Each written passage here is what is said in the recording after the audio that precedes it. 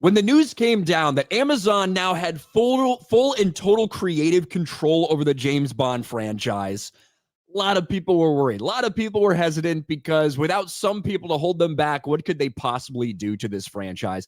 Not just who would they cast as James Bond? Will James Bond continue to be a straight white British man?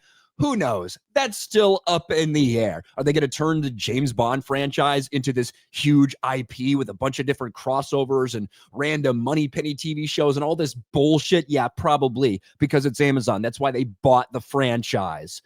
But then we saw something like this. On the eve of James Bond Day, no less, Amazon decided to try to pull a fast one on everybody. Amazon removes James Bond's gun from new posters. Who thought this was a good idea?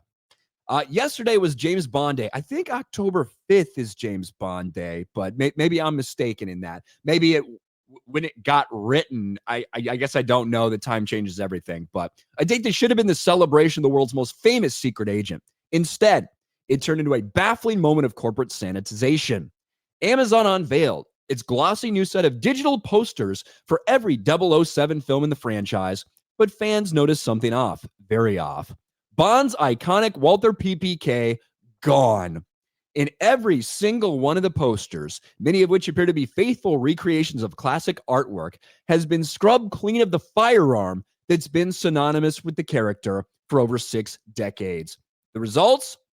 Awkward, and in some cases, unintentionally hilarious. Yes, so a lot of people started noticing this, right? You see in Dr. No, he should have the gun right here. A View to a Kill, they've kind of changed they've photoshopped it and put a different thing there from the normal poster that you have in front of him. In this one, in GoldenEye, this is just ridiculous. This is just ridiculous. For Pierce Brosnan in GoldenEye to not have the gun right there. What is he doing with that hand? What is he getting ready to do with that hand? I don't know. And of course, there's Spectre, no gun in the holster.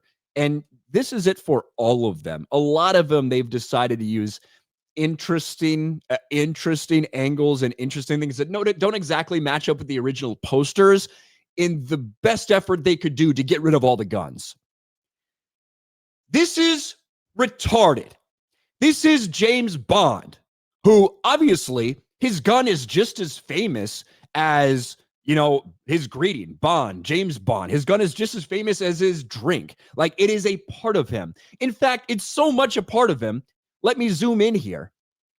Every single poster that you try to remove guns from still has a gun, because the gun is part of the 007 logo. That's how important that gun is to James Bond.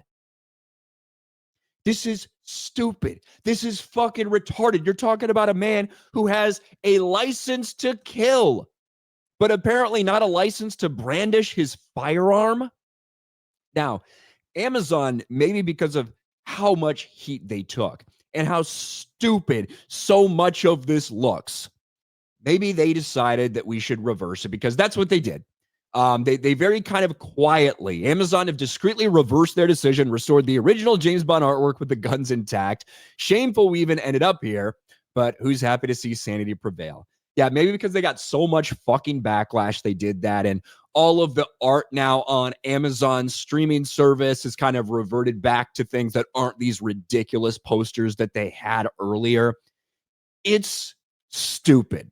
But this decision, and this retarded decision, is one of the reasons why people are so worried about Amazon owning the James Bond franchise, not just having the rights for distribution, but now after the buyout from Barbara Broccoli, now having rights to do whatever they want with it, whenever they want with it.